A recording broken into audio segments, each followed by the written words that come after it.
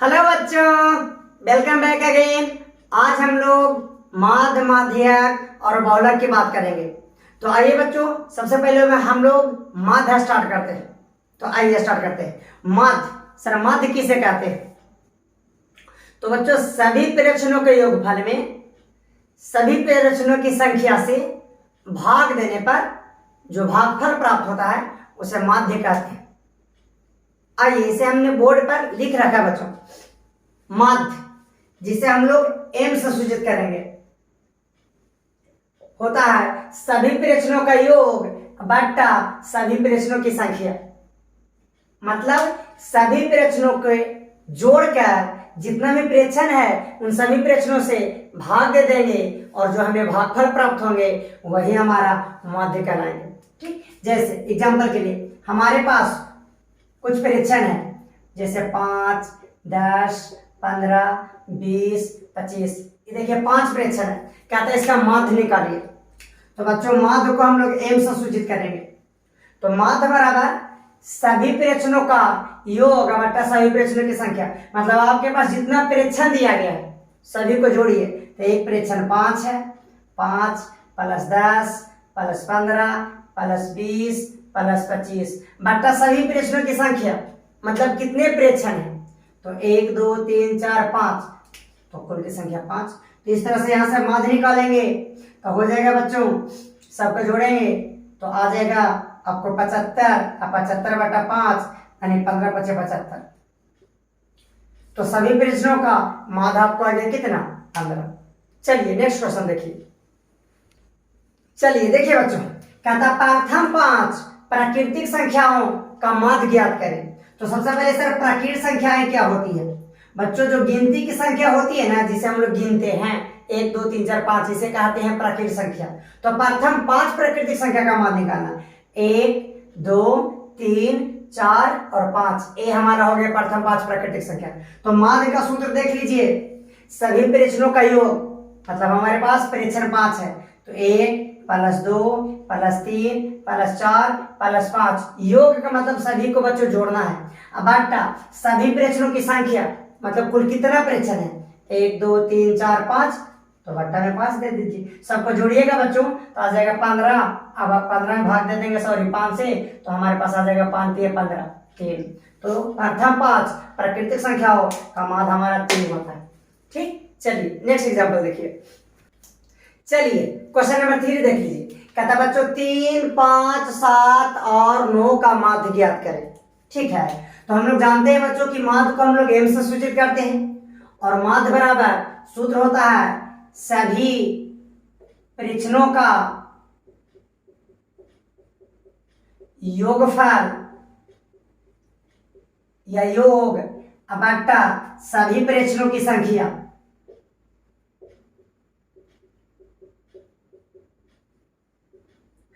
इसका मतलब बच्चों जितना प्रश्न आपको दिया हुआ है उसको जोड़ना है। तो प्रश्न आपके पास 3 है + 5 + 7 + 9, चारों प्रश्न को हमने जोड़ दिया।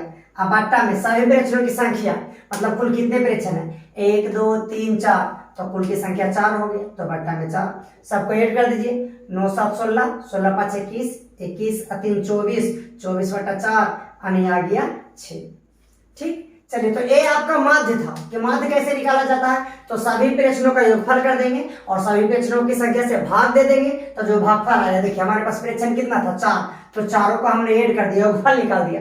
अब बट्टा सभी की संख्या से भाग दे दिए कि कितना था? 1, 2, 3, 4, तो हमारे पास जो भागफल आया, भागफल कितना आया? 6। तो इसी को हम लोग क्या कहते हैं? माध्य कहते हैं। ठीक, चलिए अब हम लोग माध्य का गुण पढ़ लेते हैं। आइए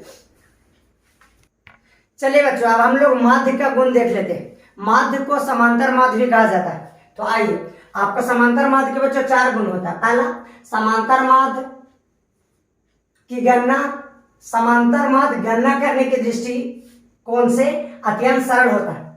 मतलब बच्चों समांतर माध्य इतना सरल होता है कि इसका गणना करना बहुत बहुत बहुत आसान होता है। दूसरा, इसे सरलता से समझा जा सकता है। समांतर माध्य एक ऐसा टॉपिक है जिसे हम लोग मतलब पल भर में समझ जाते हैं, बहुत ही आसान से, आसान और सीधा और सिंपल शब्दों में हम लोग आसानी से समझ सकते हैं। यह अद्वितीय रूप से परिभाषित है। अर्थात इसका एक और केवल एक मान होता है। समांतर माद का केवल एक ही परिभाषा है और इसका केवल और केवल एक ही मान होता है। चौथा, समांतर माद के कुछ बीजगणितीय गुण होते हैं जिसके कारण इसका आनुषंगिकी गतिविधियों में प्रयोग हो सकता है। समांतर माद जो है इनका कुछ बीजगणितीय गुण होता है और इस बीजगणितीय गुण के कारण ही इसे हम सांख्यिकी के अन्य क्षेत्रों में उपयोग कर सकते हैं। ठीक, चलिए, तो ये आपको 4 गुण था सांख्यिकी के। आइए अब हम लोग नेक्स्ट टॉपिक की बात कर लेते हैं। चलिए बच्चों, अब हम लोग इस संकेत की बात करेंगे। इस संकेत को हम लोग सिग्मा कहते हैं। सिग्मा, समझे? ये सिग्मा है, ये क्या करता है? संख्याओं को जोड़ने का और लिखने का एक बहुत ही सीधा और सिंपल तरीका। ठीक, और इस सिग्मा के ऊपर सबसे अंत की संख्या होती है और इस सिग्मा के नीचे प्रारंभ की संख्या होती है। जैसे देखिए, सबसे पहले तो इस नोटेशन को बच्चों, इस संकेत को हम सिग्मा कहते हैं। इसके नीचे एक संख्याएं है 1 और इसके ऊपर एक संख्या है 5 है और यहाँ पर लिख दिया गया है n। तो देखिए, सबसे नीचे जो संख्या है ना वो प्रारंभ की संख्या है, कि मतलब यहां से शुरू करना है, और सबसे ऊपर जो है ना ये अंत की संख्या है, कि मतलब हमें 5 तक जाना है। और इस समेशन का मतलब है बच्चों की जोड़ होता है। तो यदि इसको हम हल करेंगे बच्चों, तो इसका अर्थ है कि आप n की वैल्यू 1 से शुरू करें और 5 तक जोड़ दीजिए। यहाँ पर देखिए क्या है, n, यानी n की जगह पहले 1 रखेंगे, फिर बीच में प्लस, फिर n की जगह 2 रखेंगे, फिर प्लस, फिर n की जगह 3 रखना है, फिर प्लस, n की जगह 4 रखना है, फिर प्लस, n की जगह 5 रखना है। बस इतना ही तक रखना है। क्यों? क्योंकि इसका सबसे लोअर जो वैल्यू था, न्यूनतम जो वैल्यू था रखना वो 1 था और सबसे महत्तम जो था बच्चों वो 5 था। यस, इसी तरह से हमारे पास दिया है सिग्मा n स्क्वायर और यहाँ पर दे दिया है 2 और यहाँ पर दे दिया है 10। इसका मतलब सिग्मा के मतलब तो सबसे पहले बच्चों योगफल होता है सभी को जोड़ना। तो किस तरह से जोड़ना है? 2 से लेकर 10 तक जोड़ना है और सिग्मा के अंदर जिस फार्मूला को दिया गया है, जिस रूल को दिया गया है उसको फॉलो करते हुए जोड़ना है।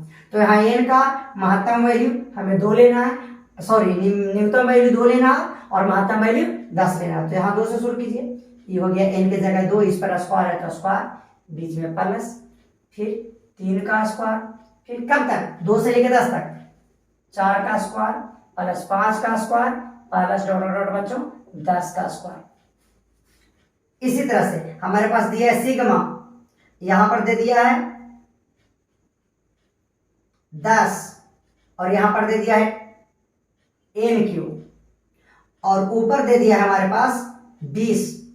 कहता है इसका क्या अर्थ हुआ? तो इसका अर्थ हुआ बच्चों कि n की वैल्यू 10 से शुरू करना है और 20 तक ऐड करते जाना है, जोड़ते जाना है। तो शुरू कीजिए 10, हाँ n के पावर q है तो इसी रूल को फॉलो करना है।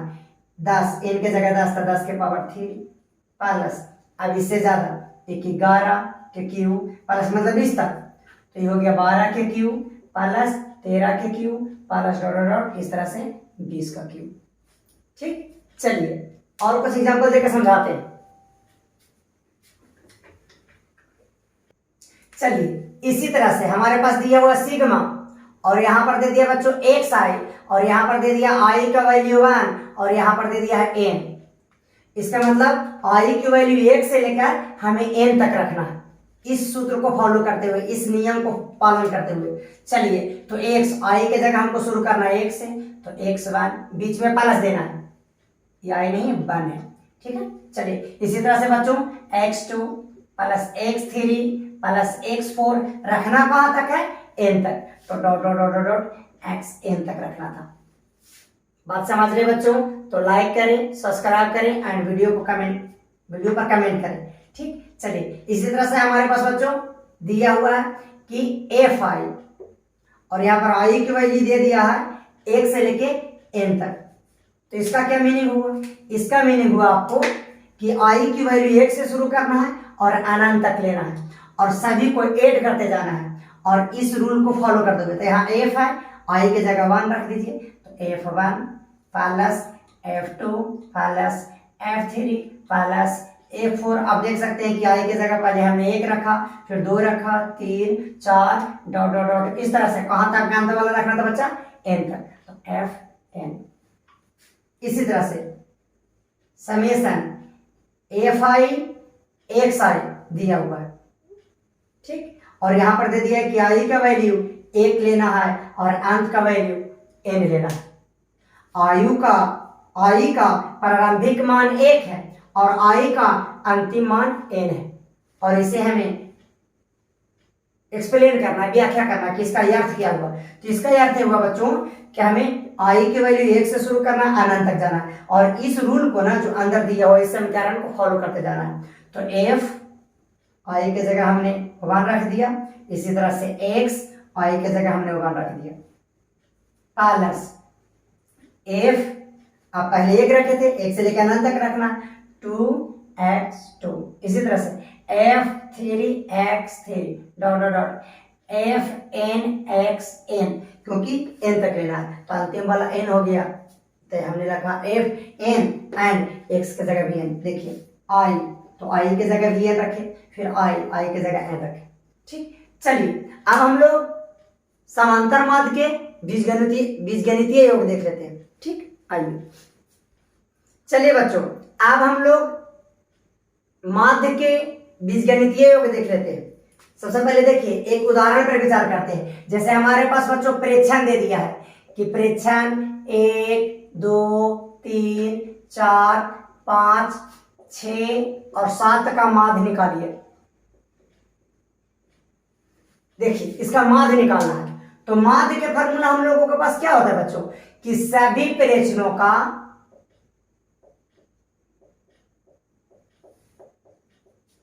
योगफल बटा सभी प्रेक्षणों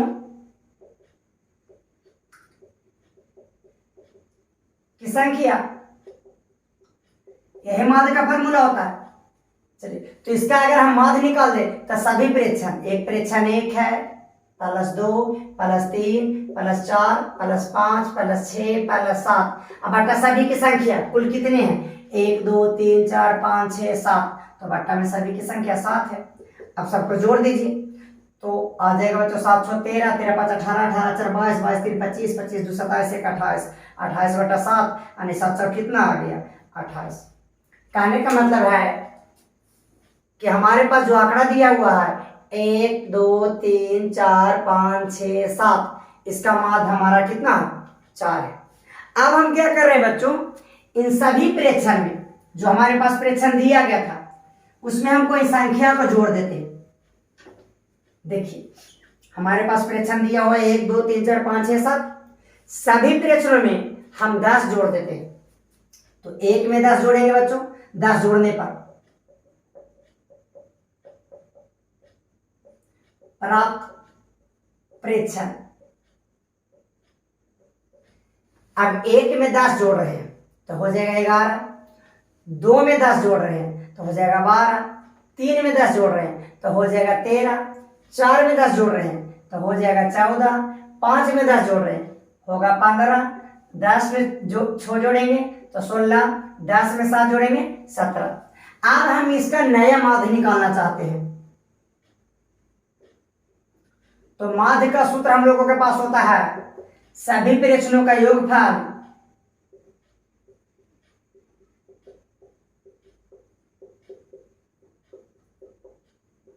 बट्टा में सभी प्रेक्षणों की संख्या,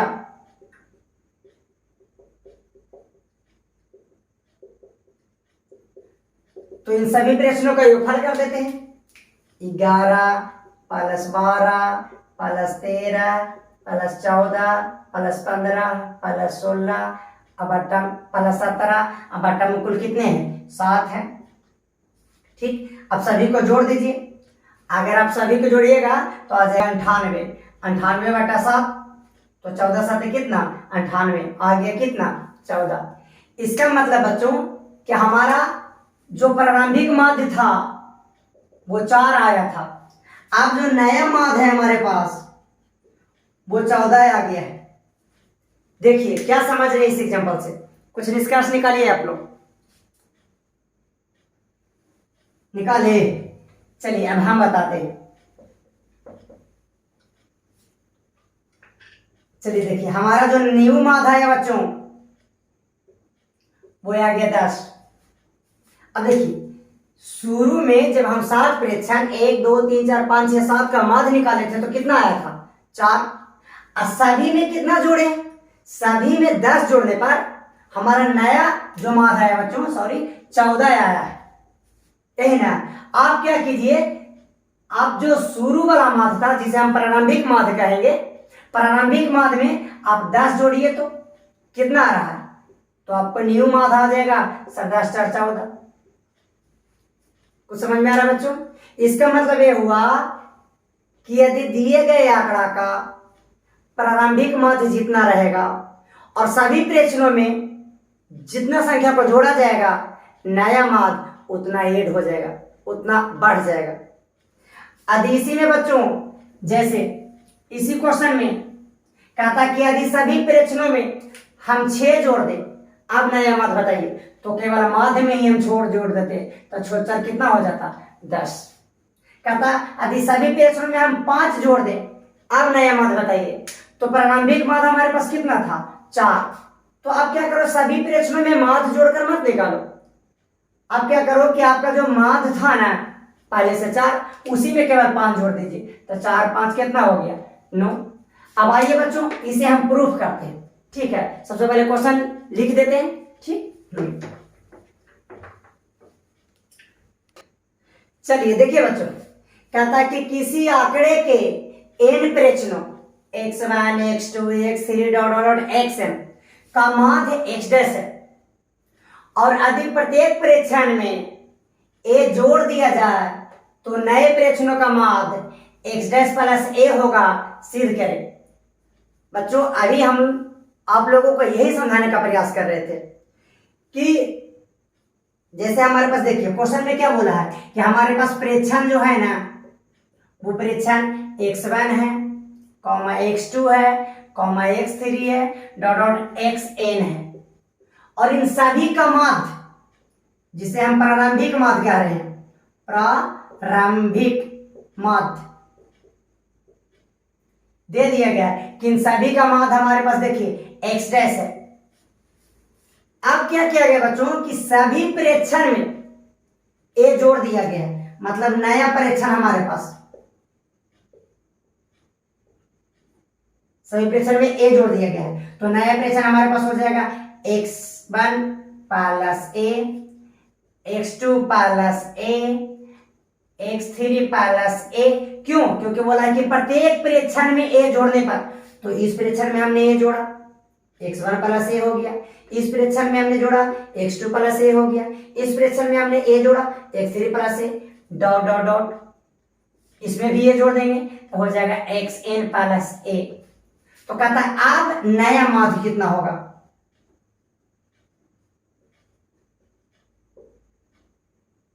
नया माध्य कितना होगा? तो बताइए सभी में कितना जोड़े हैं आप?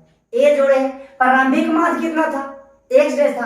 अब नया माध्य कितना होगा? तो हो जाएगा x डैश प्लस a, और आपको यही प्रूफ करना। ठीक, चलिए क्वेश्चन को अच्छी तरह से पढ़ लीजिए। पढ़ लिए, अब हम ऊपर से मिटा देते हैं। ठीक है, चलिए देखिए बच्चों, हमारे पास दिया है प्रेक्षण कि x1, x2, x3 dot dot xn। ठीक है, तो सबसे पहले हम इसका माध्य निकाल देते हैं। तो अगर इसका हम माध्य निकाले बच्चों, तो माध्य की परिभाषा हम लोगों के पास क्या है कि सभी प्रेक्षणों का योगफल बटा सभी प्रेक्षणों की संख्या। तो इन सभी प्रेक्षणों का माध्य आपको कितना दिया हुआ था? x dash.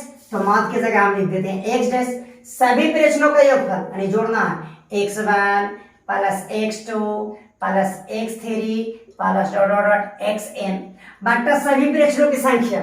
कुल कितने प्रेक्षण है? तो आपको पहले ही बोल दिया गया था कि n प्रेक्षण है, यानी कुल्ले की संख्या में हो जाएगा n। अब यहां से बच्चों हम निकाल रहे हैं x1 plus x2 plus X three plus dot dot dot X N, तो ये क्रॉसिंग रूल गुना हो जाएगा, तो ये हो जाएगा एन इंटू एक्स डैश। इसका क्या मतलब है? इसका मतलब है बच्चों सभी प्रेक्षणों का योगफल होगा एन इंटू एक्स। देखिए सभी प्रेक्षणों का योगफल हमारे पास एन इंटू एक्स आ गया। अब पुनः प्रश्न में क्या बोला था कि सभी प्रेक्षण में एक्स जोड़ दीजिए। हमारे पास प्रेक्षण पहले से था एक्स वन, अब इसमें ए जोड़ दिए तो नया प्रेक्षण हो गया एक्स वन प्लस ए। दूसरा प्रेक्षण था हमारे पास एक्स टू, अब नए प्रेक्षण में इसमें ए जोड़ना है तो हो जाएगा एक्स टू प्लस ए। इसी तरह से अगला हो जाएगा x three plus a comma dot dot dot plus last वाला हो जाएगा बच्चों एक्स एन प्लस ए। अब इसका माध्य निकाल देते हैं जिसे हम नया माध्य कह रहे हैं, तो माध्य बराबर सभी प्रेक्षणों का योगफल, तो सभी का योगफल x one plus A plus X two plus A plus X three plus ए और प्लस डॉट डॉट डॉट बच्चों प्लस में हो जाएगा एक्स एन प्लस ए। अब बट्टा सभी की संख्या कुल कितने हैं, तो इसमें भी एन प्रेक्षण है तो बट्टा में एन। चलिए ऊपर से मिटा रहे हैं, नोट कर लीजिए। देखिए इसको बच्चों समीकरण एक कह देते हैं। हाँ, अब देखिए बाकी मिटा देते हैं।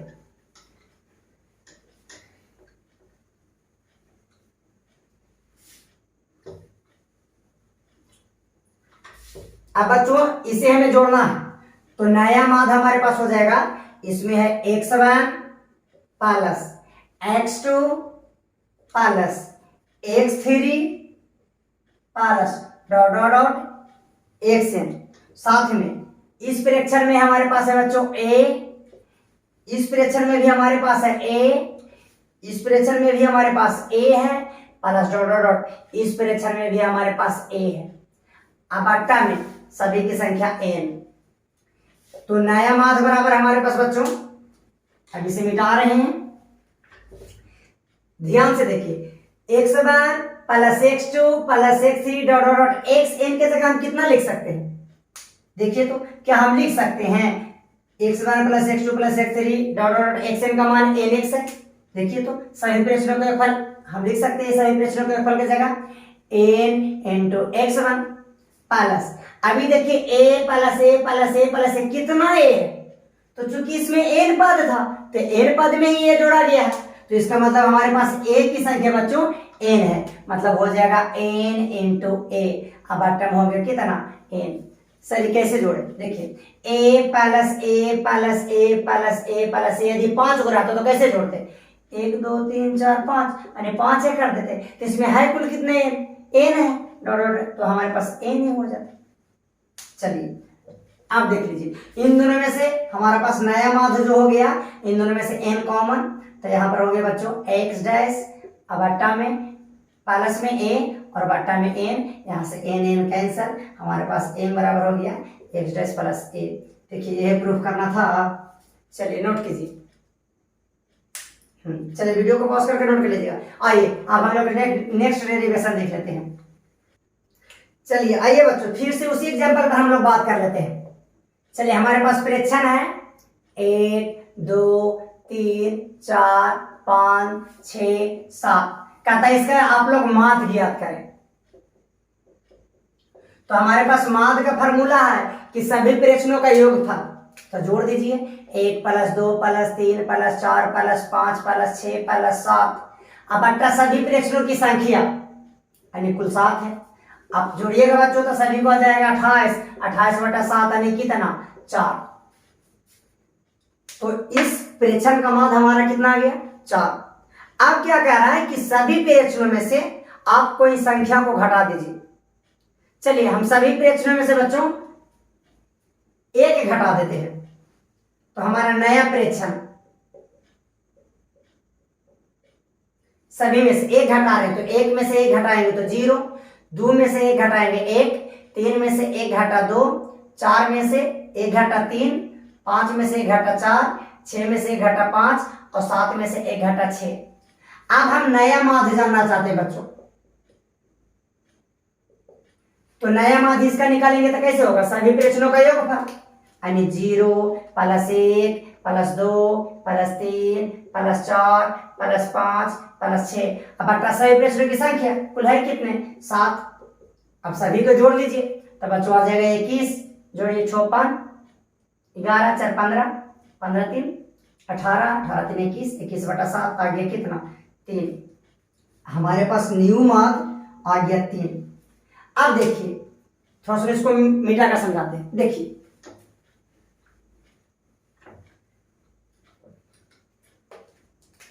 हमारे पास बच्चों न्यू माध्य जो आ गया वो आ गया 3। देखिए प्रारंभिक माध्य हमारे पास कितना था, प्रारंभिक माध्य हमारे पास 4 था। अब नया माध्य कितना आया, 3। सोचिए कैसे, क्या हुआ,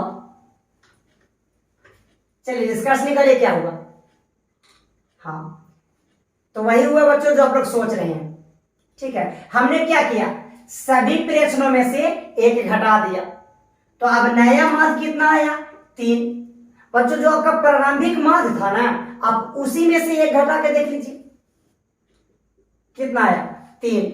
इसका मतलब ये हुआ कि दिए गए आंकड़ा में से हम जितना घटाएंगे हमारा माध्य भी उतना कम जाएगा। बात समझ में आ रही है बच्चों। जैसे देखिए हमारे पास कह रहा है कि कुछ आंकड़ा का माध्य 80 है और कहता है कि उन आंकड़ों में से ना हम 20 को घटा लिए हैं। अब नया माध्य बताइए, तो नया माध्य निकालेंगे बच्चों, सभी आंकड़ों में से मत घटाइए। सबसे पहले प्रारंभिक माध्य कितना था, 80, सभी आंकड़ा में से घटाया कितना जा रहा है, 20, तो आप केवल माध्य में ही से 20 घटा दो, बच गया कितना, 60। यही तो हम बोल रहे हैं कि हमारे पास जितना माध्य था शुरू में 4 था, सभी में से एक घटाए तो हम देखें कि हमारा माध्य 3 हो गया, मतलब माध्य भी एक कम गया।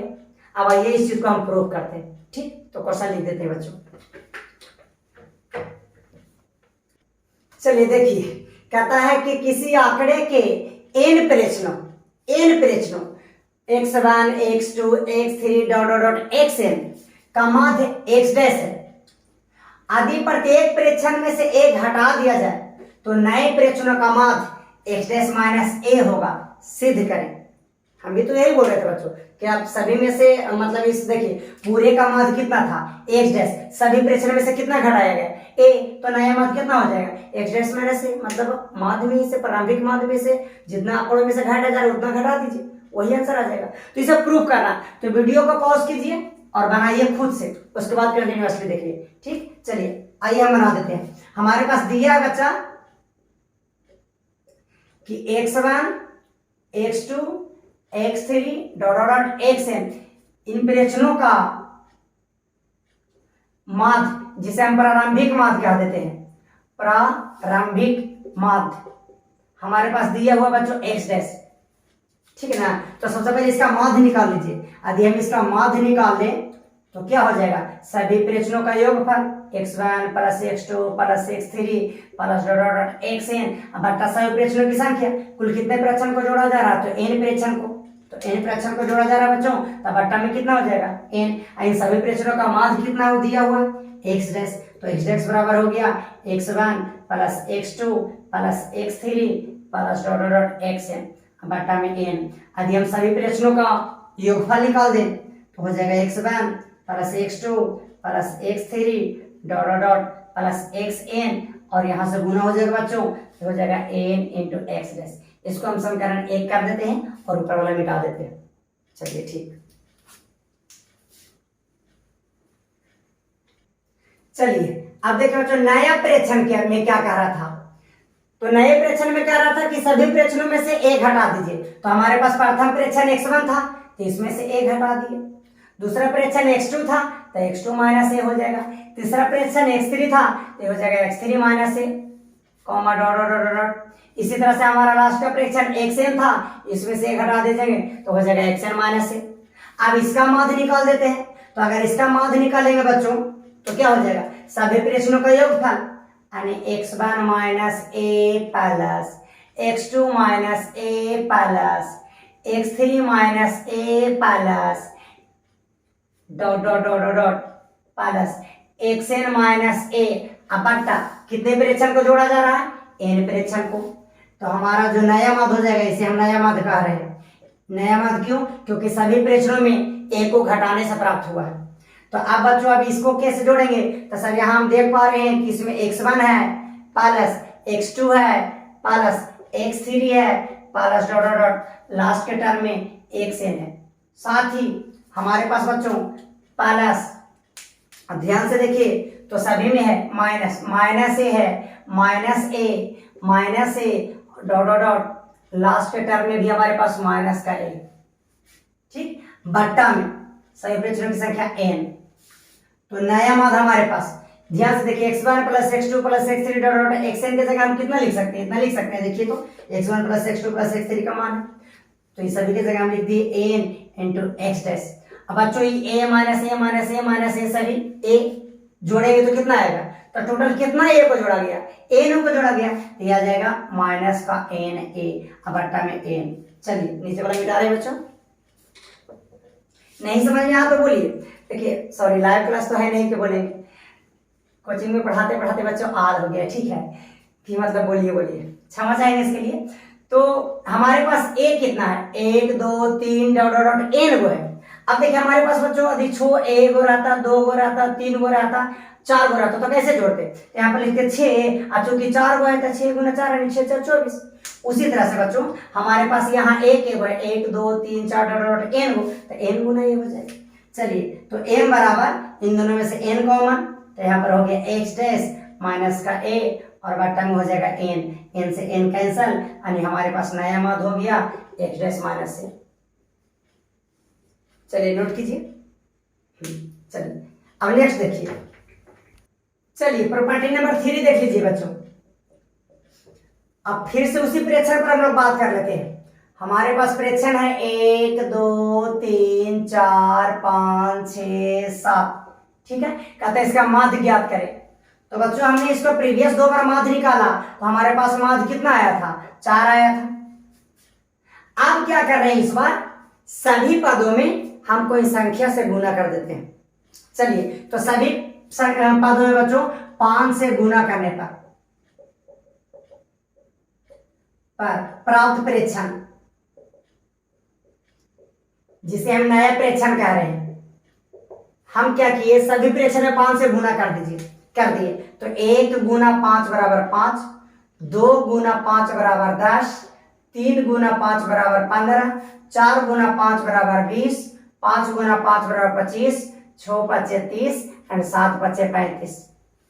अब हम नए प्रेक्षण का माध्य जानना चाहते हैं, जिसे हमने बच्चों नया माध्य कहा है। तो सभी प्रेक्षणों का योगफल, यानी 5 प्लस 10 प्लस 15 अब प्लस 20 प्लस 25 प्लस 60 प्लस 75।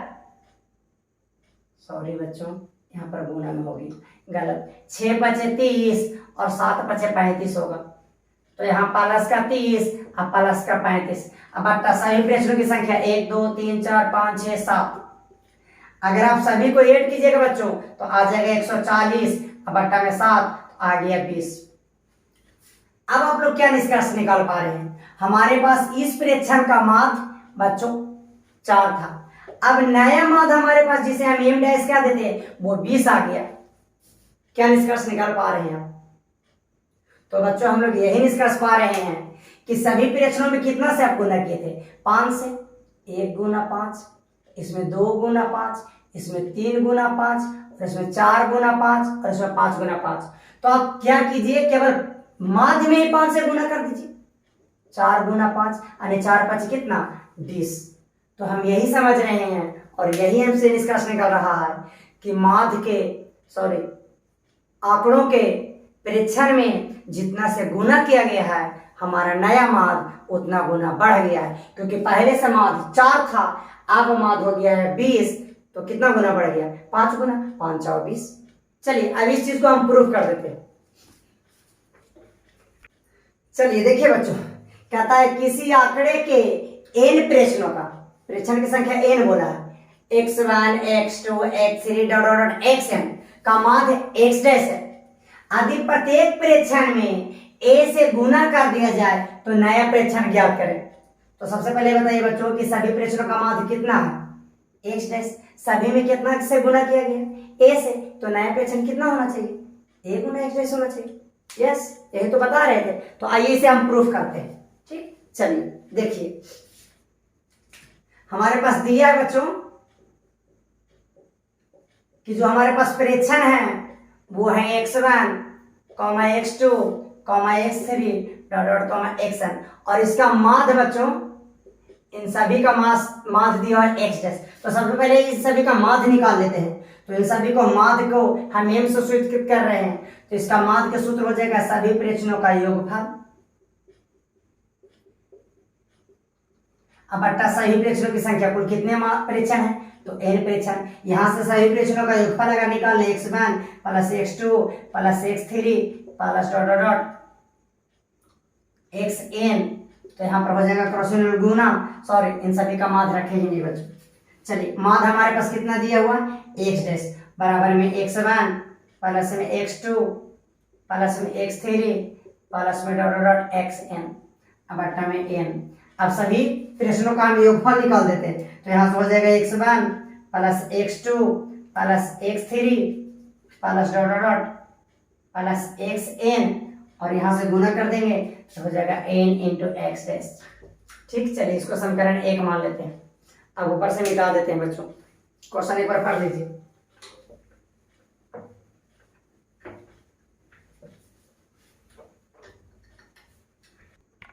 अब देखिए नया प्रेक्षण, तो नया प्रेक्षण निकालने के लिए क्या बोला है कि सभी प्रेक्षणों में कितना से गुना कर दीजिए? a से। तो हमारे पास पहले प्रेक्षण x1 था, इसमें a से गुना करेंगे तो हो जाएगा ax1। दूसरा प्रेक्षण x2 था, इसमें अगर हम a से गुना कर देंगे तो ax2 हो जाएगा। तीसरा प्रेक्षण हमारे पास x3 था, a से गुना कर देंगे तो ax3 हो जाएगा। इसी तरह से लास्ट का प्रेक्षण xn था, a से गुना कर देंगे तो anx हो जाएगा। अब हम नया माध्य को बच्चों m डैश मान लेते हैं या नया माध्य लिख देते हैं।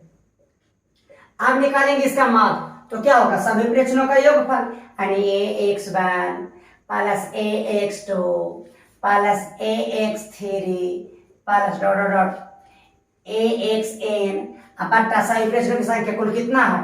n है। तो नया माध्य जो हमारे पास हो जाएगा, सभी को जोड़ना है। क्या हम सभी में से एक कॉमन ले सकते हैं? तो सभी में से एक कॉमन ले लिए। तो सभी में से अगर एक कॉमन लेंगे बच्चों तो यहाँ से एक कॉमन तो बचा कितना? x1। यहाँ से एक कॉमन तो कितना बचा? x2। यहाँ से एक कॉमन तो यहाँ कितना बचा? x3। जो कॉमन लेते हैं उसको हटाना होता है। देखिए इससे a हटा तो केवल a बचेगा, इससे a हट गया तो x2 बचेगा, इससे। इसी तरह से प्लस डॉट डॉट यहाँ से a हट जाएगा तो कितना बचेगा? xn, अब अट्टा में n। तो नया माध्य हमारे पास आ गया बच्चा। देखिए तो x1 plus x2 plus x3 dot xn को हम कितना लिख सकते हैं? n x डैश लिख सकते हैं। तो a इंटू यहाँ पर लिख देते हैं n x डैश बट्टा n, n से n कैंसल, हमारे पास आ गया a x डैश। चलिए नोट कीजिए। अब नेक्स्ट देखिए। चलिए देखिए बच्चों, कहता है हम लोग प्रॉपर्टी नंबर 4 देख लेते हैं। कहता है कि किसी आंकड़े के n प्रेक्षणों x1 x2 x3 dot dot xn का माध्य x डैश है। यदि प्रत्येक प्रेक्षण में a से भाग दिया जाए तो नया प्रेक्षण का माध्य ज्ञात कीजिए। बताइए कितना होगा? सभी का माध्य दिया हुआ x डैश, सभी में a से भाग दिए तो कितना हो जाएगा? ऑफ कोर्स x डैश वही हो जाएगा, मतलब इतना बड़ा कम हो जाएगा, क्योंकि ऐड कर रहे थे सभी में तो प्लस हो गया था, घटा रहे थे तो घट गया था, गुना कर रहे थे तो गुना हो गया, तो इसी तरह से भाग करेंगे तो घट जाए, उतना बड़ा कम जाएगा। चलिए तो हमारे पास बच्चों जो दिया गया प्रेक्षण बच्चों वो प्रेक्षण है हमारे पास x1 x2 x3 dot dot xn, और इन सभी का हमारे पास माध्य बोल दिया है कि x डैश है। तो अब यहाँ से सबसे पहले माध्य का हम सूत्र लगा देते हैं। तो माध्य बराबर सभी प्रेक्षणों का योगफल, यानी x1 plus x2 plus x3 dot dot plus xn, अब बट्टा सभी प्रेक्षणों की संख्या कुल कितने हैं? n। इसका माध्य कितना दिया होता? x डैश बराबर में x1 plus x2 plus x3 dot dot xn बट्टा में n। यहाँ से बच्चों यदि हम सभी प्रेक्षणों का योगफल निकाल देंगे x1 plus x2 plus x3 dot dot plus का xn, तो क्रॉस गुना हो जाएगा n इंटू x डैश। इसको हम समीकरण 1 कर देते हैं। ठीक, चलिए ऊपर से क्वेश्चन लिख लीजिए, मिटा रहे हैं। चलिए नया प्रेक्षण देखिए बच्चों। नया प्रेक्षण में क्या कह रहा है कि सभी प्रेक्षणों में a से भाग दीजिए। तो हमारे पास पहला प्रेक्षण x1 था, a से भाग देंगे तो हो जाएगा x1 बाई a। दूसरा प्रेक्षण x2 था, इसमें भाग दे देंगे तो हो जाएगा x2 बाई a। तीसरा प्रेक्षण x3 था, a से भाग दे देंगे तो x3 बाई a। लास्ट का प्रेक्षण xn था, इसमें a से भाग दे देंगे xn बाई a हो जाएगा। अब फिर से सभी का माध्य निकाल देते हैं, जिसे हम नया माध्य कह रहे हैं। तो नया माध्य बराबर सभी प्रेक्षणों का योगफल यानी x1 plus a, x2 by a plus x3 by a plus dot dot dot xn by a, सही प्रेक्षणों का योगफल अब बटा सही प्रेक्षणों की संख्या। ठीक, चलिए तो हमारे पास जो नया माध्य होगा बच्चों, हम सभी में से a कॉमन ले लेते हैं, 1/a। जैसे ही 1/a कॉमन लेंगे तो आपको यहाँ बच जाएगा x1 और यहाँ से 1/a कॉमन, यानी ये सब कॉमन हो गया तो यहाँ बच जाएगा प्लस का x2, यहाँ से a कॉमन तो बच गया x3 plus plus plus xn और a तो कॉमन हो गया, नीचे बच गया n। ठीक, चलिए तो हमारे पास नया माध्य हो गया बच्चा 1/a। ध्यान से देखिए सभी प्रेक्षणों का योगफल हम कितना निकाल चुके हैं, n इंटू x डैश बट्टा का n, यहाँ से ये कैंसर आ गया x डैश अब बट्टा का a, यानी नया माध्य हमारे पास इतना हो गया। ठीक, देखिए चलिए माध्य का हम लोग पांचवा बीजगणितीय गुण देख लेते हैं और सबसे लास्ट है। ठीक, ये क्या कहता है बच्चों की यदि n प्रेक्षणों का माध्य, n प्रेक्षणों x1 x2 x3 xn का माध्य x डैश है तो सिद्ध करें कि x1 minus x dash plus x2 minus x dash plus x3 minus x dash dot dot xn minus x dash का योगफल 0 होगा। मीनिंग नहीं समझे, पहले इसका मीनिंग समझ लीजिए कि क्या कह रहा है। तो फिर से वही एग्जांपल ले लेते हैं। हमारे पास जो प्रेक्षण है बच्चों वो है 1 2 3 4 5 6 7। चलिए इसका माध्य बताइए कितना है, इसका माध्य 4 है। अब देखिए n प्रेक्षणों का माध्य कितना है, x डैश। फिर क्या किया है कि x1, यही सब प्रेक्षण हमारा n है, तो x1 माइनस x डैश कहने का मतलब इन सभी प्रेक्षणों में से क्या किया है, माध्य को घटा दिया है। उसी तरह से x2 माइनस x डैश मतलब इस प्रेक्षण में से माध्य को घटा दिया है। उसी तरह से इसमें plus x3 minus x dash मतलब इसमें से भी माध्य को घटा दिया गया। उसी तरह से dot dot xn minus x dash. कहने का मतलब ये है बच्चों कि सभी प्रेक्षणों में से उसके माध्य को घटा दिया गया। तो हमारे पास इस प्रेक्षण का माध्य बताइए कितना है, 4 है। यदि हम नया प्रेक्षण बनाना चाहें तो कैसे बनेगा, सभी में से 4 घटा देंगे तो 1 में से 4 घटेगा तो माइनस कर दिए, 2 में से 4 घटेगा, नहीं इसको ऐसे लिख देते हैं कि 1 माइनस 4। अब बीच में देखिए प्लस मतलब सभी को घटा, सभी पदों में से सभी प्रेक्षण में से घटा देना। देखिए सभी में से घटा घटा घटा दिया गया, साथ में योग कर दिया गया, जोड़ दिया गया। तो हम भी क्या करेंगे, सभी प्रेक्षणों में से माध्य को घटा रहे हैं तो 1 माइनस 4 फिर जोड़ देंगे 2 माइनस 4 फिर 3 minus 4 plus 4 minus 4 plus 5 minus 4 plus 6 minus 4 plus 7 minus 4। सभी को ऐड करके देखिए 1 में से 4 घटाएंगे -3, 2 में से 4 गया -2 प्लस 3 में से गया तो माइनस का 1, माइनस जहाँ जहाँ हम लोग कोष्ठ का प्रयोग कर सकते हैं। 4 में से 4 गया 0, 5 में से 1 गया प्लस का 1, 6 में से 4 गया 2 और 7 में से 3 गया 3। देखिए बच्चों प्लस का 3 माइनस का 3 कैंसर, प्लस का 2 माइनस का 2 कैंसर, प्लस का 1 माइनस का 1 कैंसर, कितना आ गया 0। तो यही नियम है। तो आइए अब इसे हम प्रूफ कर देते हैं। चलिए देखिए बच्चों हमारे पास दिया है कि x1 प्रेक्षण comma x2 comma x3 dot dot xn, इन सभी का माध्य हमारे पास दिया हुआ x डैश। तो सबसे पहले इन सभी का माध्य निकाल लेते हैं। तो माध्य बराबर सभी प्रेक्षणों का योगफल x1 plus x2 plus x3 dot dot xn बटा सभी की संख्या। कुल कितने प्रेक्षण है, n प्रेक्षण। माध्य कितना दिया हुआ है x डैश यानी x1 plus x2 plus x3 dot dot dot plus xn बट्टा में n। तो सभी प्रेक्षणों का योगफल कितना आ जाएगा बच्चों, x1 plus x2 plus x3 plus dot dot dot xn, यहाँ हो गया n इंटू एक्स डैश। ठीक, चलिए ऊपर वाला देखिए मिटा देते हैं। क्वेश्चन को नोट कर लीजिए सबसे पहले।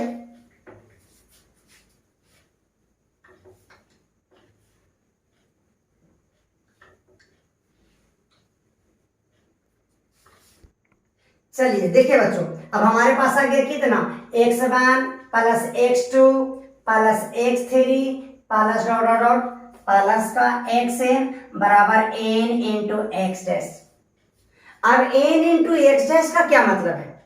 क्या हम n इंटू एक्स डैश को इस तरह से लिख सकते हैं बच्चों? इसको लिख देते हैं x1 plus x2 plus x3 plus dot dot dot xn। क्या n इंटू एक्स डैश को हम लिख सकते हैं कि x dash plus x dash plus x dash dot dot dot plus x dash n बार? सर क्यों लिख सकते हैं? क्योंकि आप लोगों को बार बार बता रहे हैं कि बच्चों यदि 5 plus 5 plus 5 plus 5 plus 5 plus 5 रहता तो हम इसको लिखते कितना, 5 पहले के हुए, देखिए 1 2 3 4 5 6 को है तो हम लिखते 6 गुना 5। उसी तरह से हमारा x dash x dash x dash के हुआ है, n हुआ है तो n इंटू x डैश। देखिए आप किसको ऐड कर रहे थे, 5 को, 1 2 3 4 5 6, तो 6 गुना 5 जिसको हम लिखा गया है, उसी तरह से हम किसको लिखे, x dash x dash x dash कितना बार लिखे, n बार, तो n गुना x डैश। चलिए ठीक है, अब क्या कर रहे हैं बच्चों, यहां से ये हो गया x1, इस x डैश को इस साइड भेज दिए तो साइड प्लस में है तो इधर हो गया माइनस का x डैश प्लस, ये हो गया x2, इसको भी इस साइड भेज दिए तो माइनस का x डैश, फिर प्लस x3, इसको भी इस साइड भेज दिए तो हो गया माइनस का x dash plus dot dot dot xn, इसको भी यहाँ पे n कर देते, इसको भी इस साइड भेज दिए, नहीं सॉरी इसको नहीं करेंगे, तो इसको भी इस साइड भेज दिए, ये हो गया x डैश। अब बराबर में इस साइड कितना बचा, 0। देखिए यही प्रूव करना था ना, प्रूव। तो बच्चों इसी के साथ हम अपने लेक्चर को समाप्त करते हैं। जय हिंद, जय भारत।